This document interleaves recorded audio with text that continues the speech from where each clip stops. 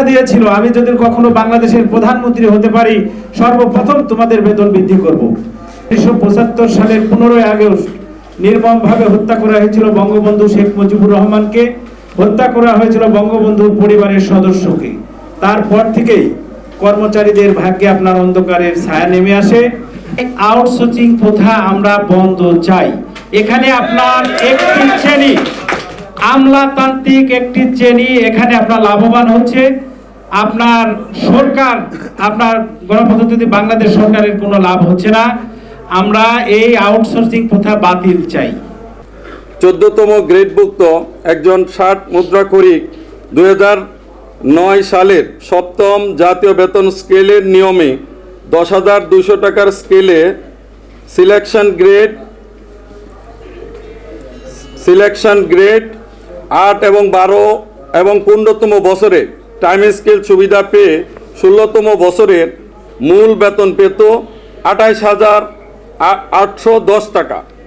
একই পদধারী একই স্কেলের 2015 সালের পে স্কেলের নিয়মে 16তম বছরে দুইবার উচ্চতর স্কেল পেয়ে মূল বেতন পাবে 22,450 টাকা, যা পূর্বের নিয়মের চেয়ে 6,360 টাকা কম। উপরোক্ত নিয়মে 5 বছর পর পর সরকারিভাবে জাতীয় বেতন বৃদ্ধির সুবিধা পেত।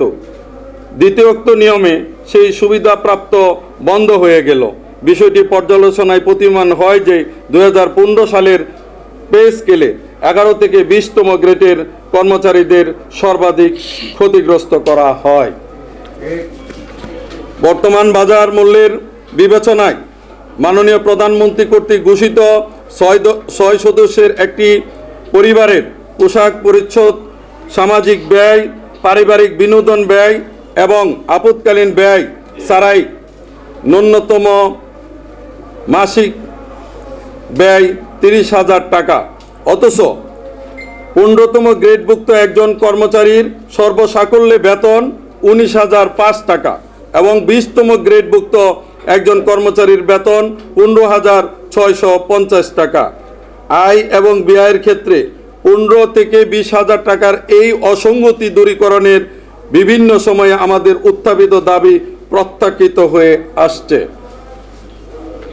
উপরোক্ত অবস্থায় আয় ব্যয়ের এই অসঙ্গতি প্রজাতন্ত্রের 11 থেকে 20তম গ্রেডভুক্ত কর্মচারীদের আর্থিক দুর্দশা লাঘবে, বেতন বৃদ্ধি সহ যাবতীয় বৈষম্য দূরীকরণে স্ব অবস্থান থেকে আপনাদের সংবাদ মাধ্যমে প্রয়োজনীয় সহায়তায় এগিয়ে আসবেন এই প্রত্যাশা রাখছি।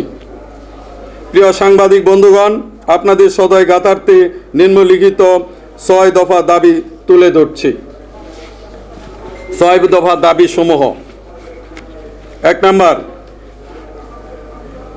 জাতির পিতা বঙ্গবন্ধু শেখ মুজিবুর রহমান সরকার কর্তৃক প্রদত্ত 1973 সালের জাতীয় বেতন স্কেলের অনুরূপ 10 ধাপ বিশিষ্ট বেতন স্কেল নির্ধারণ পূর্বক 6 সদস্য বিশিষ্ট পরিবারের ব্যয় বিবেচনায় সর্বনিম্ন বেতন ভাতা 30,000 টাকা করতে হবে।